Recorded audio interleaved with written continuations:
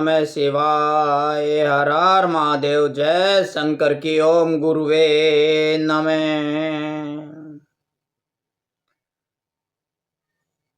दुख हैं, कष्ट हैं, समस्याएं हैं तो दुनिया में उनके समाधान भी है। बीमारी है तो दवा है, दवा है तो इलाज भी है।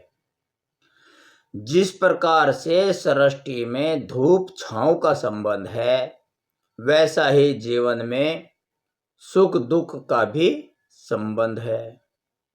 एक व्यक्ति कभी सुखी रहता है तो कभी किन्हीं कारणों से दुखी भी रहता है, दुखों में गिर जाता है अनेक कारणों से। संसार के सभी मनुष्य सुख और शांति चाहते हैं ना सभी। अशांति तो कोई नहीं चाहता, दुख तो कोई नहीं चाहता।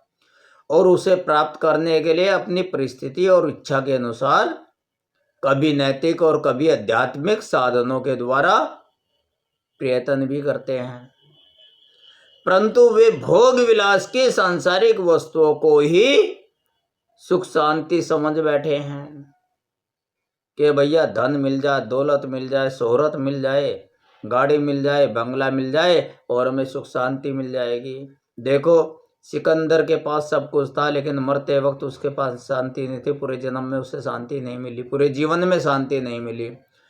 जिस प्रकार की उनकी यानी कि परेशान व्यक्तियों की इच्छाएं होती हैं, वे उसी प्रकार से प्रयत्न करते हैं, जबकि जिसे वो सुख शांति मान बैठे हैं वह तो वास्तविक सुख शांति है ही नहीं।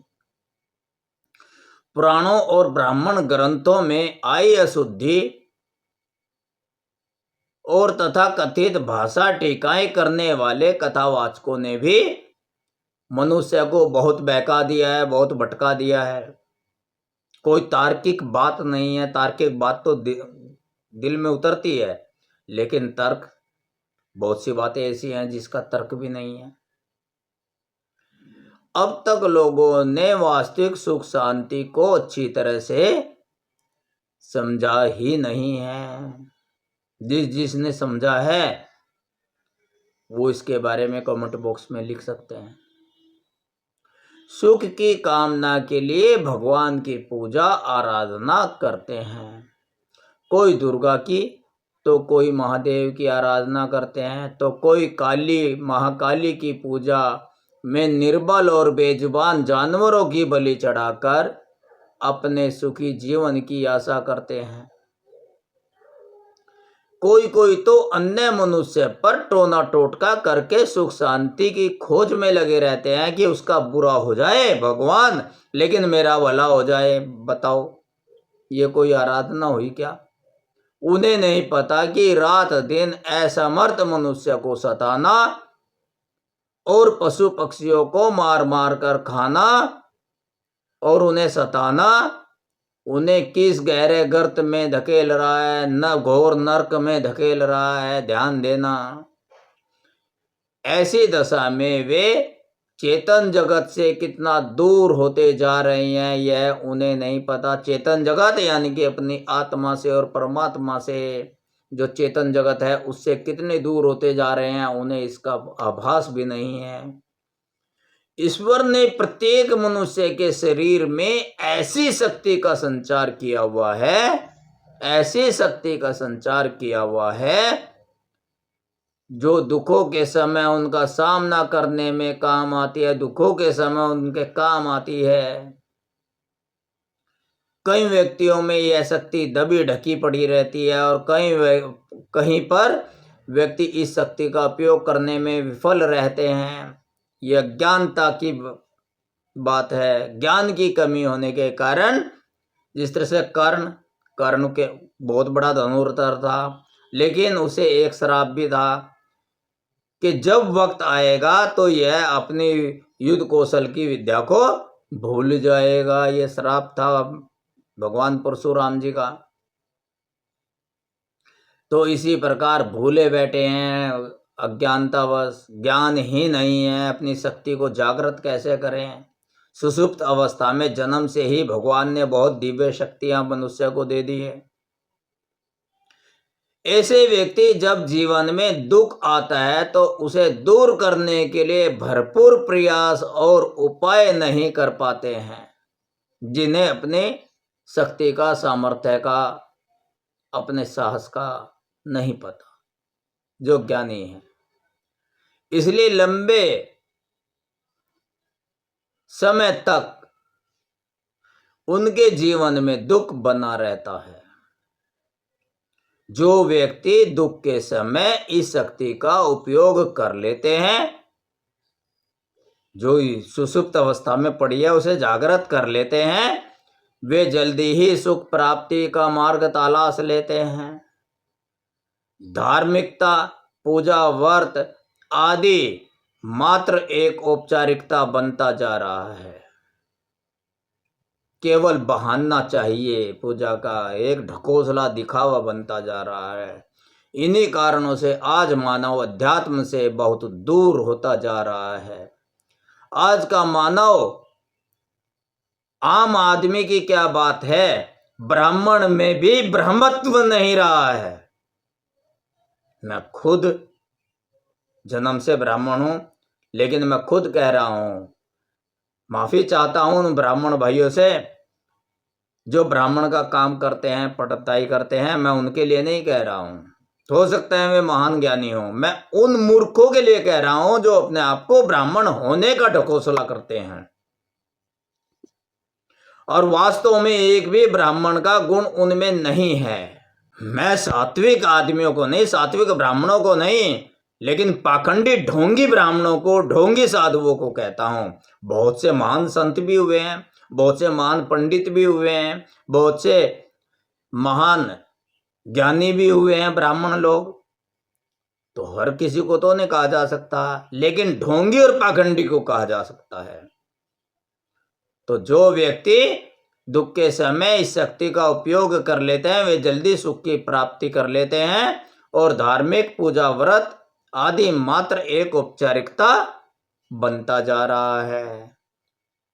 इसीलिए अध्यात्म का किसी को ज्ञान ही नहीं है। केवल संप्रदाय को, हिंदू, मुस्लिम, सिख, ईसाई को धर्म मान लिया है। ये तो संप्रदाय है।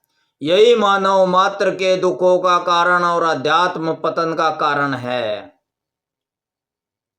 अध्यात्म आज नष्ट होने के कगार पे, किसी को पता ही नहीं है, कोई अध्यात्म की बात करता ही नहीं है, बस लगे पड़े हैं, पता नहीं किस किस मार्ग पर लगे पड़े हैं। चलो लगे रहिए, उल्टा राम जपा ज्ञानी भया साधु।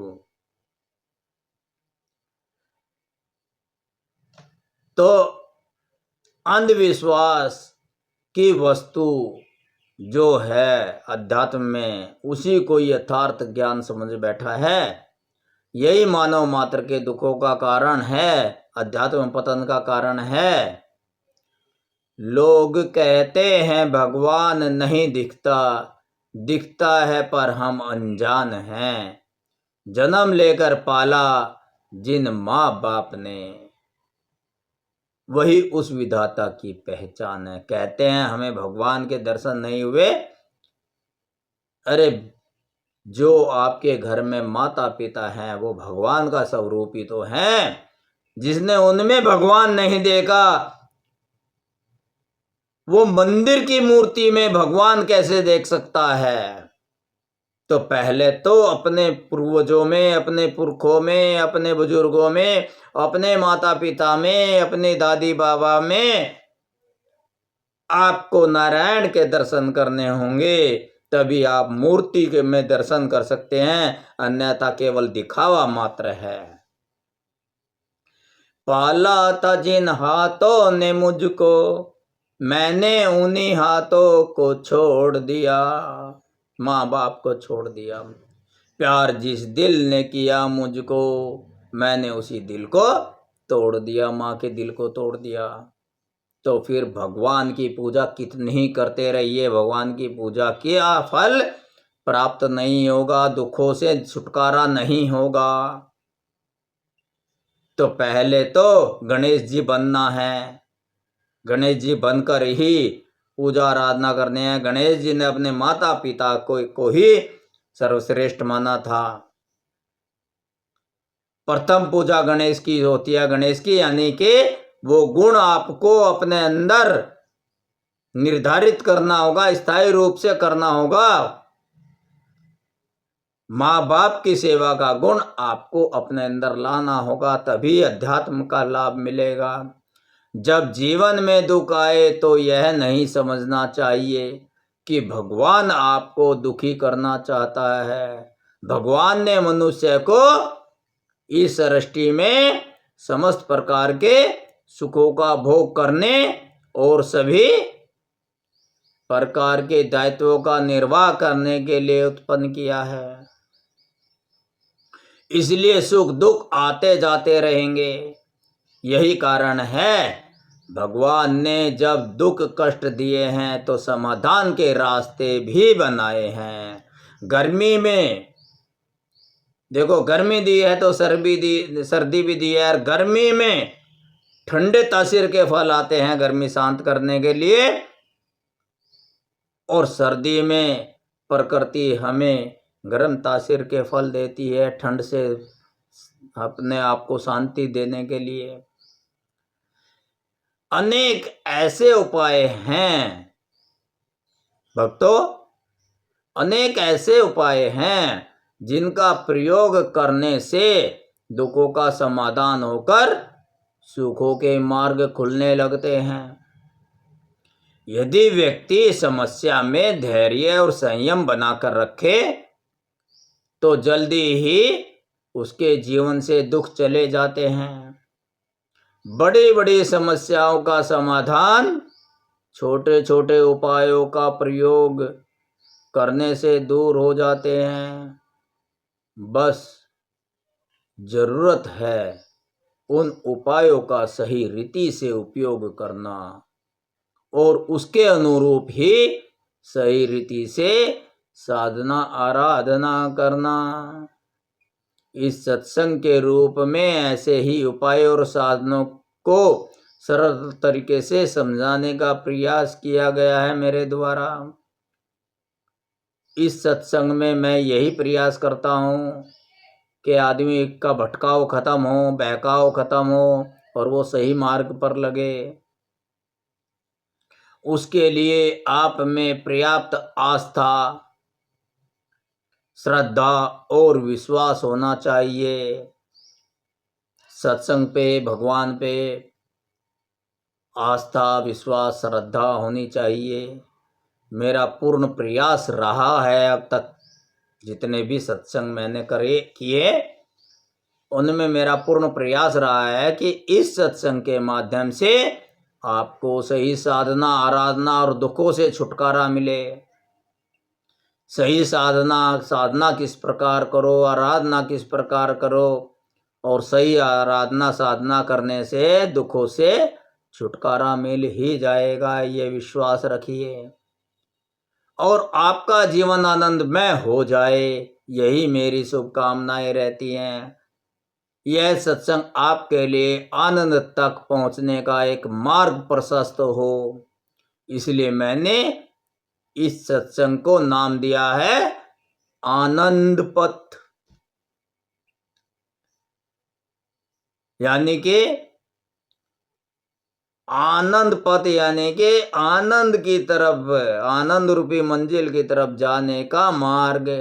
आप सभी भक्तों के प्रति मेरी यही शुभकामनाएं हैं कि इस सत्संग के ज्ञान को प्राप्त करने पर आप सभी को दुख और कष्टों से मुक्ति प्राप्त हो जाए और आपका जीवन सदा आनंदमय हो जाए, आनंद का भंडार खुल जाए, आप सदा आनंदित रहो। इन्हीं दुआओं के साथ ओम नमः शिवाय, हर हर महादेव, जय शंकर की, ओम गुरुवे नमः।